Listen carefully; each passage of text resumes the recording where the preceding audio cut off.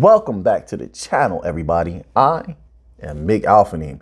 So we're going to begin here with this article on U.Today, and it's titled, Ripple Defense Stronger as SEC Lawsuit Enters 800 Days, Community Believes.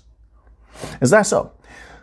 In the second chapter here, I'm going to try to remember to do some shout outs. Some people have some shout outs coming to them. Let's begin here. An XRP enthusiast who goes by the name Mr. Hubert on Twitter conducted a poll to ask the crypto community for its opinion as to whether Ripple's defense and evidence are stronger as weighed against the SEC's charges and allegations. Let's scroll down here. It says 94.7% voted in favor of the option that Ripple's defense and evidence were stronger. I agree with that. While a minority, 5.2%, voted in favor of stronger SEC charges and allegations. I mean, we've had multitude of victories along the way. There's been legal precedents set in the last 2 to 3 months. For example, the LBC hearing where it was established that secondary sales may not constitute securities and security sales and such, right? So, you know, anybody who's using the protocol in secondary markets is clear. So you have that. There's a lot of other things as well that have happened, a lot of other legal precedents. So you have that in our favor also. Then there is the possibility of it going to Supreme Court and the SEC losing 4 out of 5 of the last cases that have gone to the Supreme Court. That's in our favor as well. Everything's in our favor. We're very, very close. Like one of the subscribers said, we're close. Let's continue on here. Commenting on the poll's outcome, crypto enthusiast and lawyer Bill Morgan believes that while Ripple's defense looks stronger as the evidence and arguments became known, the SEC summary judgment motion and memorandum of law are prima facie compelling. I'm not a lawyer. I cannot tell you what that means, although we could look it up, but I'm not going to do that right now. An attorney of XRP holders and founder of Crypto Law, John E. Deaton, believes the SEC might lose by not going with a specific transactional approach and, quote, muddying the waters with XRP itself representing an investment contract. Yeah, that's where they messed up big time. Now, let's move on to another article here. So then we have another article on U.Today. They're doing a great job. Make sure you head over there, check them out. But before we get into this chapter, I want to give a shout out to McGee Omar, Marky Mark, feel the vibrations. Hey, don't tell me people don't remember that song. You know when Feel the Vibrations comes on, you want to lift some weights or you want to flip your hat backwards or something. I don't know. Crypto Raider. Hey, I appreciate you, Crypto Raider, big time. Much love to you. Gary Steele, one of the originals on the channel. Gary Steele, appreciate you. Alfred Adams, the legend, came through yesterday. The legend himself, Alfred Adams, came through in the comment section. Love Life 22, one of the greatest subscribers to ever grace this channel. Appreciate you. And Bo Rabbit, the legendary Bo Rabbit. Do I have to say anymore? When Bo Rabbit enters the chat, the whole chat just explodes. Everything just lights up. It's Bo Rabbit. So shout out to all of you. Greatly appreciate every single person who views these videos. Just want to show you a little bit of love. All right. In all humility, I thank you. Right now, let's move to this article here on U.Today. Ripple sheds light on private XRP ledger and CBDC projects. I don't know why they would need to. Ripple's senior advisor for CBDC and global partnerships, Anthony Welfare, has lifted the veil of secrecy on the company's so-called state cryptocurrency projects. I don't think it's much of a secret. According to Welfare, projects being developed with Bhutan and Palau are in advanced stage right now, which is great. I'm ready. I'm ready for this new financial system to roll out. I think a lot of the people out there are ready. Let's do this. We don't need to wait on the West. Let's do this. Roll it out now. I'm trying to be patient, but I'm ready. I'm ready. Let's deploy. Private versions of XRP Ledger are being used to work on these and similar CBDC and stablecoin projects. Yes, to keep privacy of those large transactions that the banks have going on. That just makes logical sense. It's like putting doors on your house. You want to have doors on your house, right? Close your doors on your house. You don't leave them open all night, do you? You want to protect those things. You have things that are important and that criminals, and there are criminals out there, even though questionable as to whether you think of some of the banks as criminal as well. But still, let's stay on a certain line of logic where they're going to have to protect themselves. They have customers, funds, and such like that. They don't want all of these different things on a public ledger. It just makes perfect sense in my humble opinion. That's not something that I'm concerned about at all. And once again, David Schwartz said there cannot be two prices of XRP. But let's continue on. It says, when asked if XRP could be used as a bridge currency for CBDC exchanges between states' private networks, the advisor did not answer directly. First of all, it will be used as a bridge currency. They need the liquidity. First of all, on-demand liquidity, they need to tap it. They are going to tap it. It's the reason that they're working with a Ripple. So that's on deck. Number two, read all the different papers where they're struggling to find a way for interoperability. They haven't done it yet, right? So you look at all the different projects where they're trying to find interoperability. The interoperability that they have been able to achieve at this point is really localized.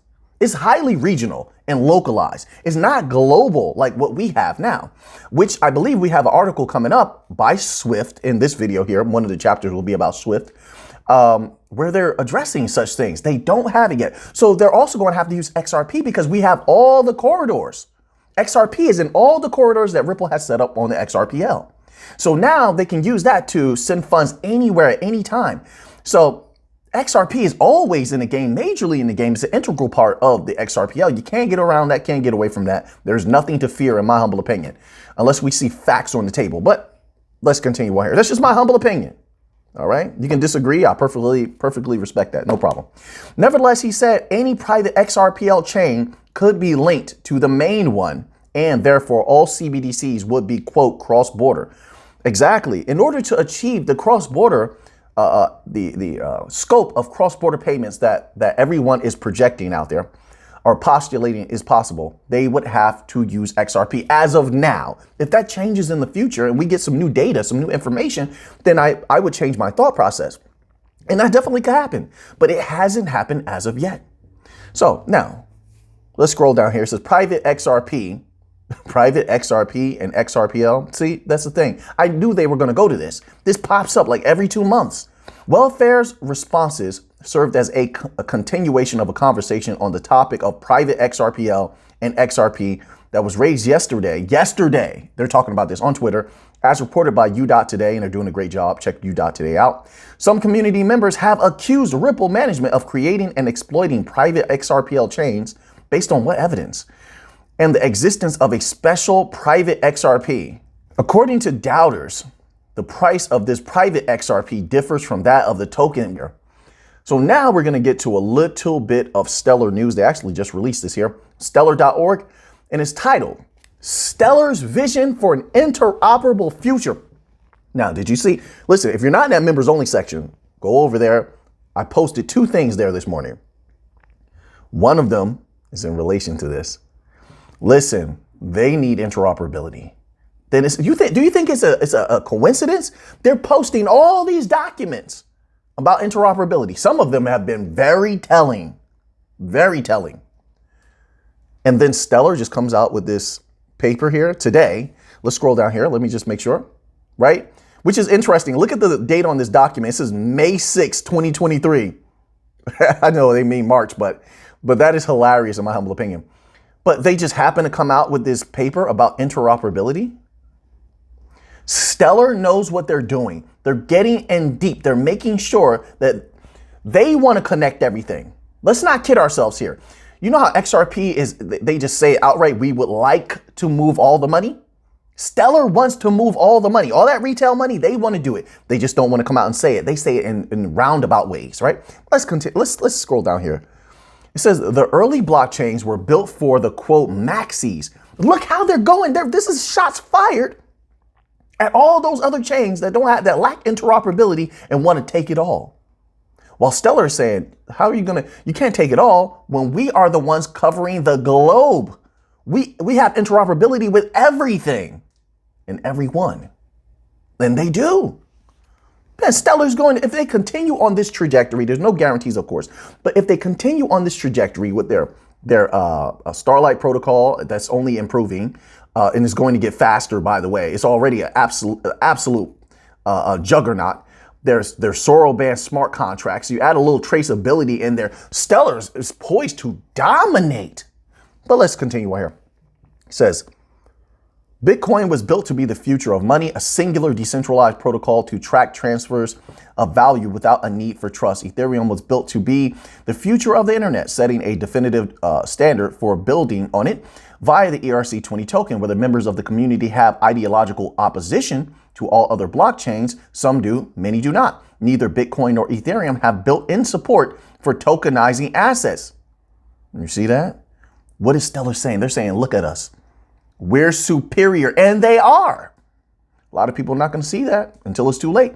Stellar is different, built between Bitcoin and Ethereum. Stellar was designed with a unique goal in mind: to facilitate low-cost transfers of all forms of value anywhere in the world. So this is what I'm saying. So when I choose a title that says global domination, world domination, then that's very true that they dominate the world. They cover the world. You understand? They're going to take they want to move all the monies. It's true. It's very accurate. They're telling you right here.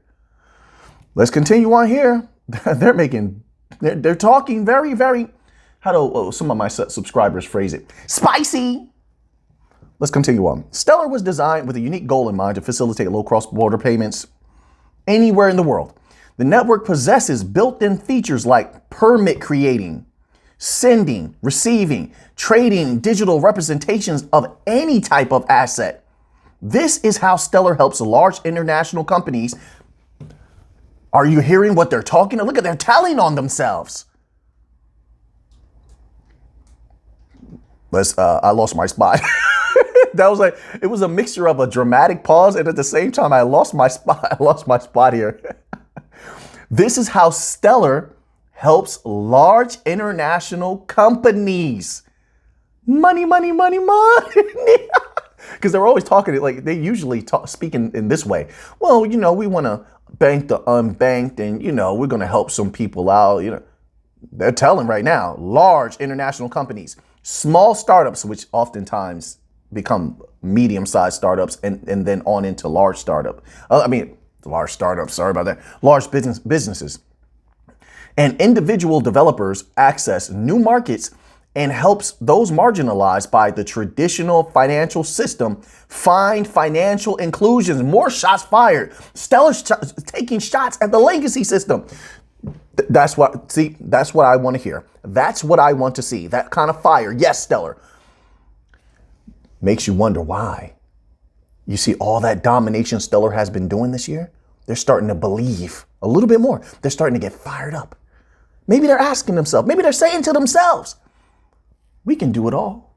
We can take it. They're in the same wavelength, maybe a similar vibration to alphaning. We can do this outright. XRP, XLM, Algorand, we can take over. I believe it. Outright, they can use us outright. And that will make those prices explode, would it not? Yeah.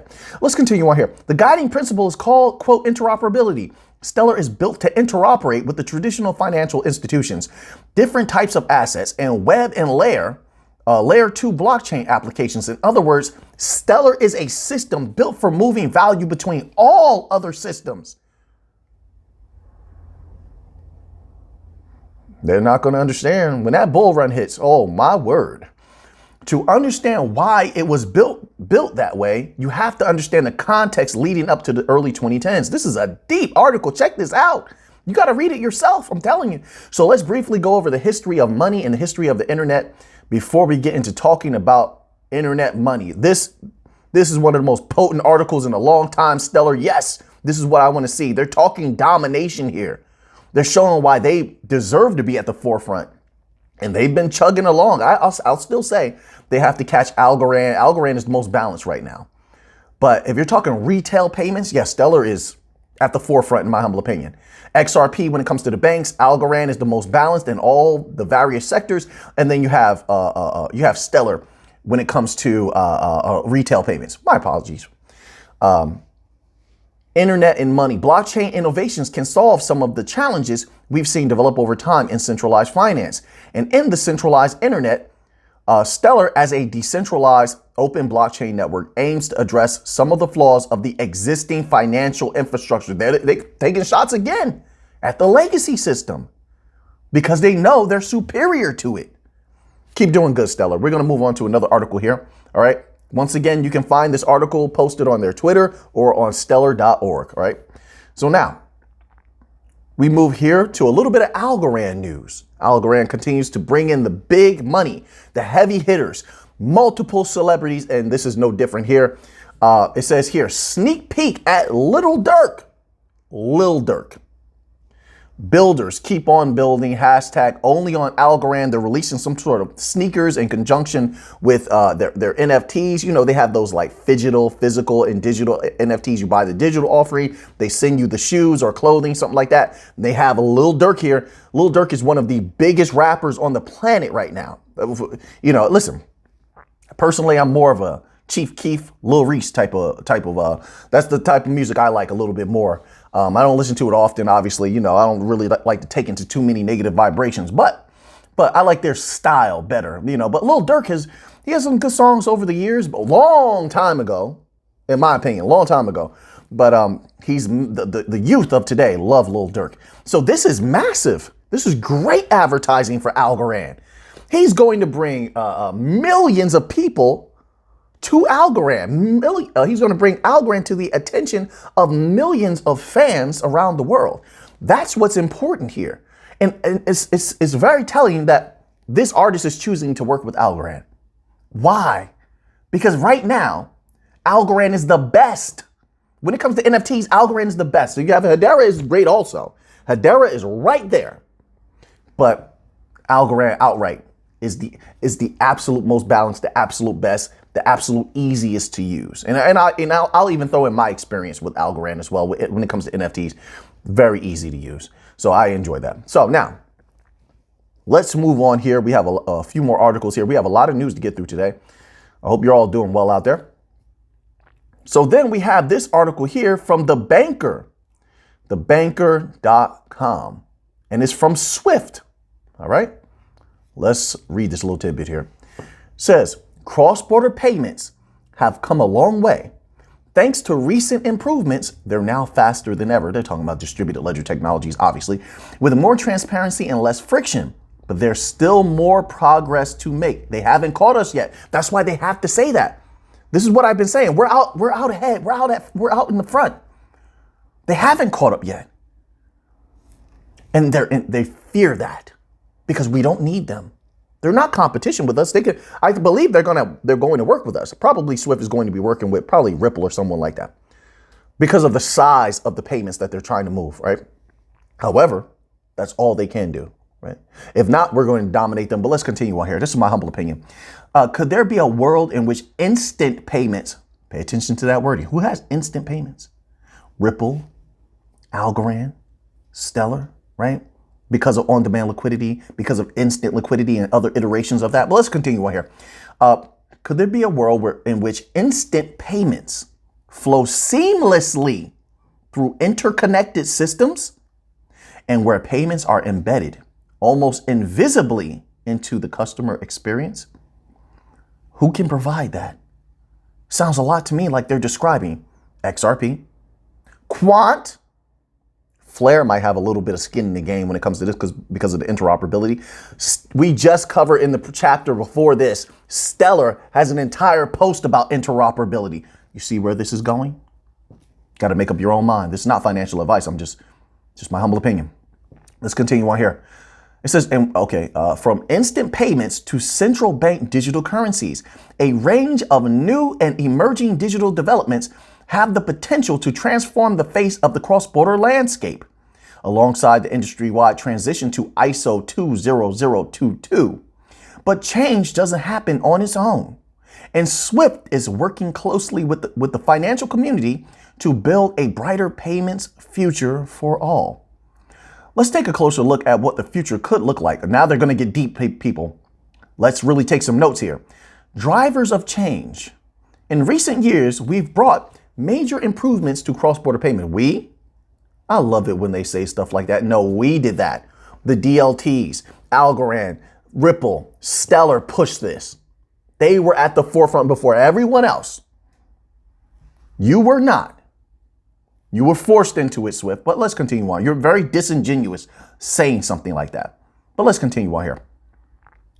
Says, but the world of payments continues to evolve, and so do we, says Thierry Chilosi, Chief Strategy Officer at Swift.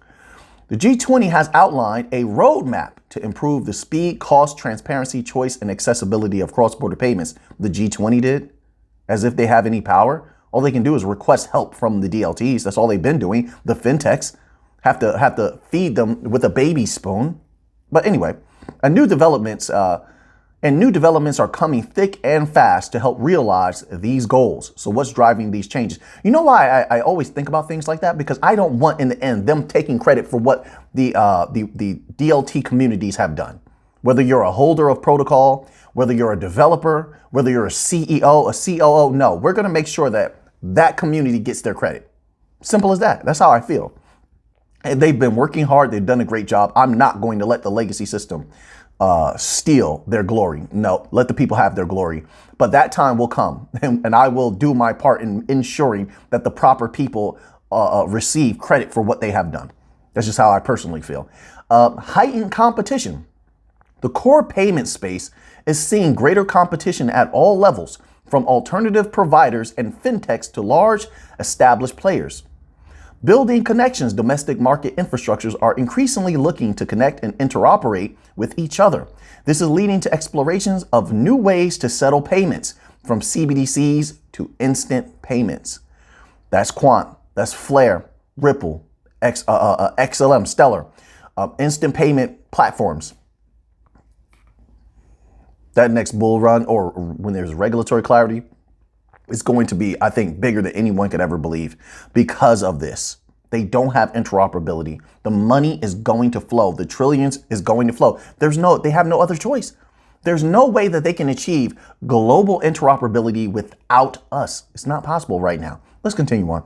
Front-end innovation. Significant development is also taking place on the front end, including the rise of new apps and e-commerce platforms. In response to these drivers, banks are evolving their offerings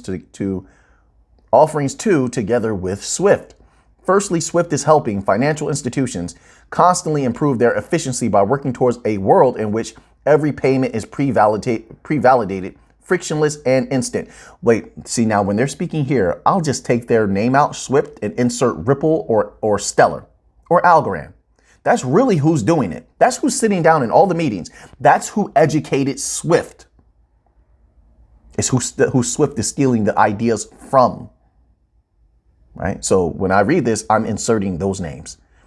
A payment pre-validation service, for example, reduces the risk that transactions will need to be returned or repaired by allowing banks to check key information, such as whether a specific account exists or whether a purpose code is needed in a particular country, before a payment is sent. And Swift Go is improving the cross-border payment experience for customers and small and medium-sized enterprises by facilitating quick and easy and predictable transfers that can be sent directly from end customers' bank accounts. We do all that better than them. Faster, quick, more efficiently. No pre-funding of accounts, by the way, which FedNow system requires pre-funding. Swift system requires pre-funding. I wonder if those people are going to want to keep their trillions locked up. Probably not. So they might use XRP. We'll see. The global move to ISO 20022, meanwhile, is more than just a mandatory exercise. Is that so? Okay, tell me, Swift. Instead, it's a key factor, ISO 20022. Wait, how many zeros did I just say? I don't know. I don't know. Maybe 1 0 too many. But instead, it's a key factor in driving innovation and building a frictionless future. So they're saying, this is Swift, not Alphanine. Swift saying ISO 20022 is significant. It's a key factor. People, go to thebanker.com and screenshot this, download this. It's titled Building a Brighter Payments Future. So people, you'll have this information later to use. It may come in handy. Let's just put it that way. All right. But this is Swift saying this, not Alphanine. Offering new opportunities and the chance to enhance services all along a transaction's life cycle. You don't say. Some people will have you believe ISO 20022, whatever, is meaningless. It means very little.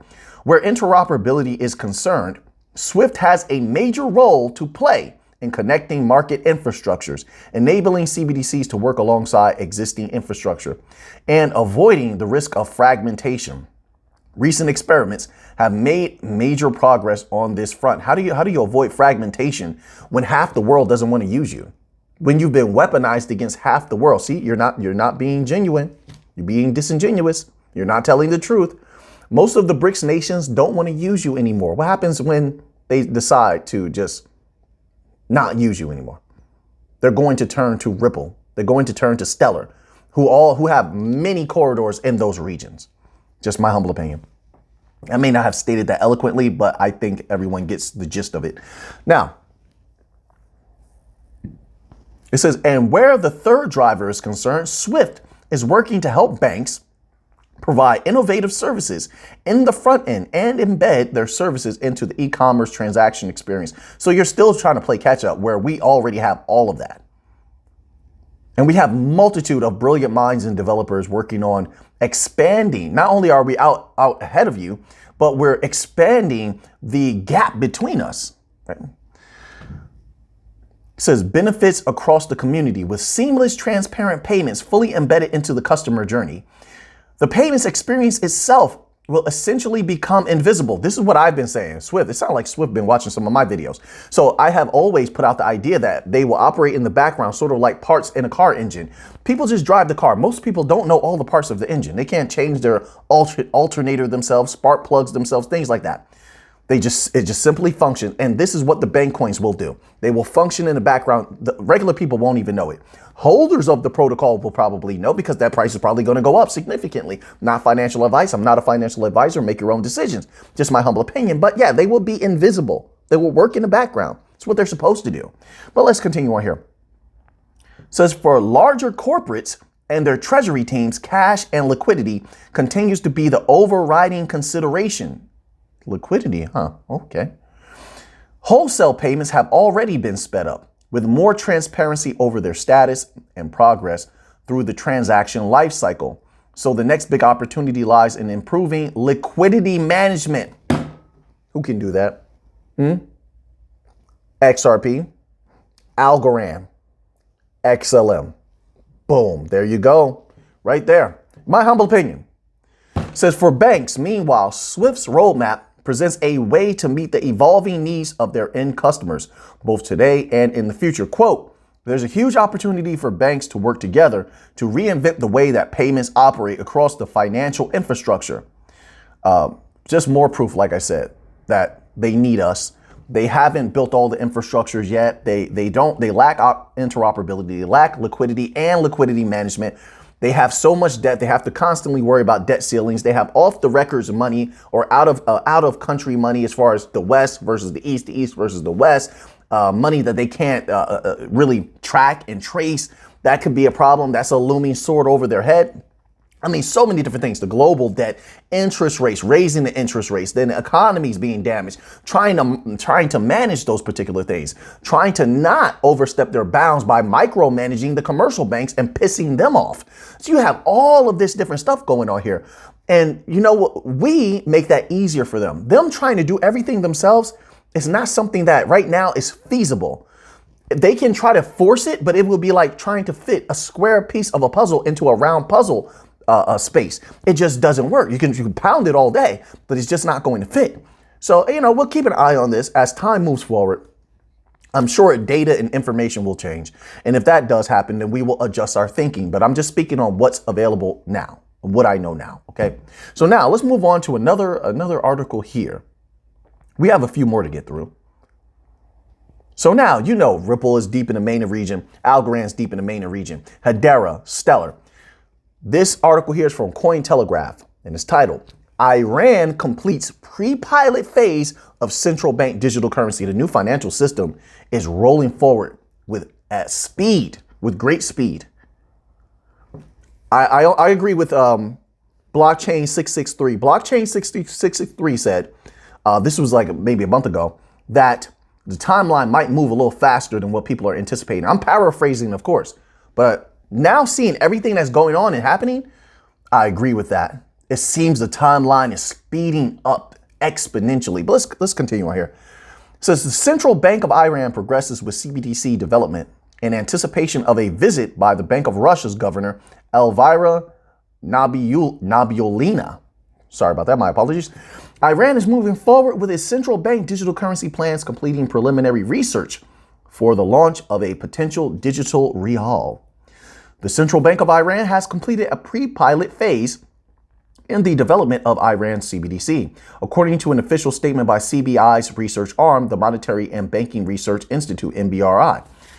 Mohammad Reza Maniyekta, head of the CBI office for supervising payment systems, announced the news at the 9th annual conference on electronic banking and payment systems on February the 20th. He noted that Iran's central bank plans to increase the scope of the CBDC pilot in the country's payment system and doesn't want to rush its implementation. Quote, the pre-pilot phase ended successfully with valuable achievements. They're still going to need interoperability, liquidity, myriad of things, expansion on the different assets that can be issued on chain. Like, for instance, you have Stellar in that region, in the main region, Stellar and Ripple, where you can issue any asset on chain. Those CBDCs don't have that capability. But anyway, they're going to need it. A lot of commodities going to be running. That value is going to be running across chain, and they're going to need traceability. Just my humble opinion. The project will soon be launched in other ecosystems and will be used by more users. Yeah, all the CBDCs are starting out with these small areas that they're testing it in, and then they're expanding it outwardly.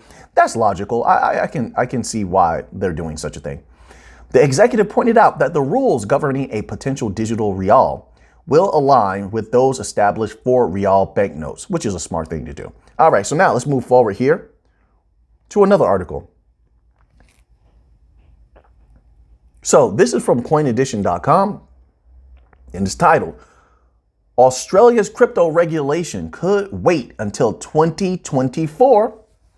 Reports from Australia. By the way, shout out to everybody from Australia. We have a few people that live in Australia. I greatly appreciate you, man. I would love to visit Australia sometime. Tell me where's good to visit. All right. Reports from Australia reveal it is unlikely for the government to release conclusive crypto legislation before the end of 2023. Based on the timetable of consultative programs and events, Australia's substantive crypto regulation cannot be achieved earlier than 2024. That's smart. Take your time. Australians have been expecting a robust cryptocurrency framework from the government. The country's Labour government announced a token mapping exercise barely 3 months after it came into power in 2022. This is very important because Ripple is very, very deep in Australia. National Bank of Australia, I think CommBank, is it also CommBank in Australia? Then there was another bank. This was maybe 2-3 weeks ago. I read an article about another bank that's going to be using Ripple in Australia, but I didn't cover that article on the channel. My apologies. I didn't cover that article, and I can't remember what bank it is. But anyway, Ripple is deep in Australia. So XRP is deep in Australia. So this could be powerful when they do roll out regulations. So we need to keep these things on our calendars here and try to stay up to date with it. It says, then the government opened the space for public submissions, which it will review before a final regulatory structure. Submissions closed on March 3rd, 2023, with crypto practitioners expecting the next steps to follow. Internal government documents obtained under the Freedom of Information laws revealed that the government intends to release consultation papers in the second quarter of 2023. After releasing consultation papers, the government will hold stakeholder roundtables on cryptocurrency licensing and custody. So they seem like they're moving together, and they have ideas of how to properly move forward, how to fairly move forward. But we will keep our eye on it, and we will see if this is what it appears to be. According to the obtained internal information, the perceived delay in finalizing the regulatory process is to allow the government to get a complete picture of the crypto industry. All right, so there you have it. So far, things are looking good over there. Okay, so now let's move on here, all right?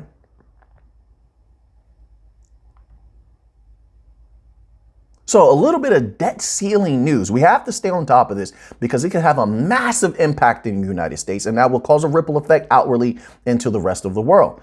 Right? So now, this article is on lse.co.uk, and it's titled, "It's not the debt ceiling that matters, it's the level of debt." So Let's begin here. It says, whether or not the U.S. raises its debt ceiling may come down to the wire. But as Philip Palumbo, founder, CEO, and chief investment officer at Palumbo Wealth Management, sees it, the risk is not that we fail to raise the debt ceiling. The risk is that we fail to adequately address our rapidly growing debt level. Haven't I been saying that for a long time, everybody? I've been talking about the global debt for about a year and a half. Not just, we've spoken about the United States debt, which is terrible, but the world debt also. Keep that in mind. All right, it's going to rear its ugly head at some point. But let's continue on here. So the risk is that we fail to adequately, Palumbo's view is that the U.S. will not default on its debts, at least not now. But partisan politics, quote, apparently requires Congress to wait until the very last moment in hopes of gaining some advantage with the electorate, which is foolish. Despite the fact that he sees no political winners in debt ceiling dramas, there is none, and it's a very dangerous game to play. According to Palumbo, the U.S. dollar status as the world reserve currency is at risk on several fronts. I've been saying this as well. I hope they listen to you, sir, because many people out there are not, they don't want to hear that. It says, and the debt issue is one of them. Quote, the debt ceiling is important because each time we reach it, we are given another opportunity to focus on the mounting debt problem this country faces.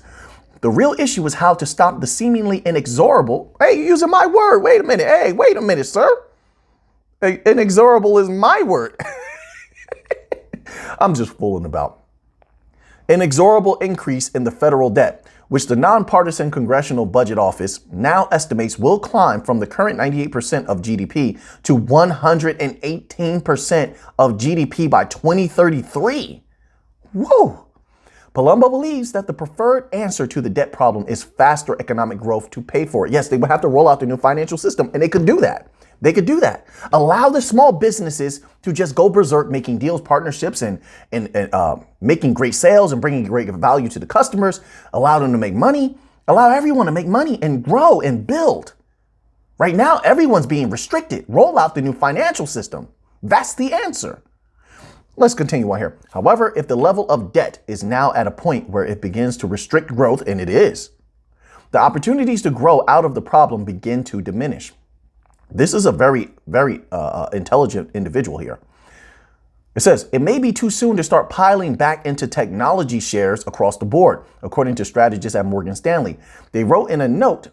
Okay, so this is going into another section titled Too Soon to Pile into Broad Tech Universe. We'll cover that another time. So now let's go to another article here. We only have about maybe 4 articles left. So this is about recession, right? The global recession. From money.usnews.com. And it's titled, Italy may have staved off recession, economy minister says. Italy seems to have avoided an economic recession despite being hit by costly energy prices and record inflation. Economy Minister Giancarlo Giorgetti said on Monday, offering a less grim outlook for the right-wing government. However, he did warn that the European Central Bank rate rises would pose, quote, serious problems for high-debt countries such as Italy. An economic recession is widely defined as 2 consecutive quarters of declining GDP, that we know, and the Eurozone's third largest economy shrank 0.1% in the fourth quarter of 2022 from the previous 3 months. Last November, the Treasury forecast 2 straight quarters of GDP contraction until March. But now it has revised its outlook and expects growth in the first 3 months of this year, a government official told Reuters. The more upbeat picture was reflected in remarks by Giorgetti in a speech at Milan University. Quote, the government's actions has focused on minimizing the risk of recession. From the latest available data, it seems to have been averted. So let's keep our fingers crossed, unquote. All right, so good job, Italy. And please, European Central Bank, don't mess things up for them. But we will see. So now let's move here to a little bit of copper news. Oh, yeah. A little bit of metals news. This is from financialpost.com. It says benchmark copper on the London Metal Exchange traded for 0.5% down at $8,938.50 a ton. It gained more than 3% last week after a Fed official said he favored a steady quarter point increases to interest rates. Quote, China's growth target wasn't very encouraging for industrial metals markets. One metals trader said, quote, focus this week will be on Powell and the monthly U.S. jobs report. Top metals consumer China set a modest target for economic growth of about 5% this year, as it kicked off the annual session of its National People's Congress on Sunday. All right, so, then it says here, the widely watched U.S. non-farm payrolls data due on Friday is expected to show 200,000 new jobs were created in February. Quote, a wide divergence from the 200,000 could change views on U.S. interest rates, unquote, another trader said. Also weighing on copper were rising inventories. So we're going to leave that there. And let's end off here with a little bit of wheat news, just a little bit. This is also from financialpost.com. U.S. benchmark wheat futures fell below $7 per bushel on Monday for the first time in 17 months, pressured by reminders of adequate global supplies and optimism that the safe corridor to export grain from war-torn Ukraine will be extended, traders said. Corn futures followed wheat lower while soybeans rose as Chicago Board of Trade CBOT soy meal futures hit life of contract highs on worries about Argentina's drought-hit crops. This is not something we couldn't foresee. As of 12:50 p.m. CST, CBOT May wheat was down 11 3/4 cents at $6.97 per bushel after dipping to $6.93 in a 3/4, the lowest on a continuous chart of the most active wheat contract since September 22nd, 2021. May corn was down 1 3/4 cents at $6.38 a bushel, while May soybeans were up 9 3/4 cents at $15.28 and a half a bushel. The front 7 soy meal futures contracts set contract highs. Wheat sagged as traders focused on exportable supplies from the Black Sea region. Russian wheat prices declined last week, and Turkey's foreign minister said Ankara is working hard to extend the safe shipping agreement that enables Ukraine to export grain, which expires in mid-March. So, now that you have that information, what are you going to do with it? I know what I'm going to do with it. So until next time, let's get to the money.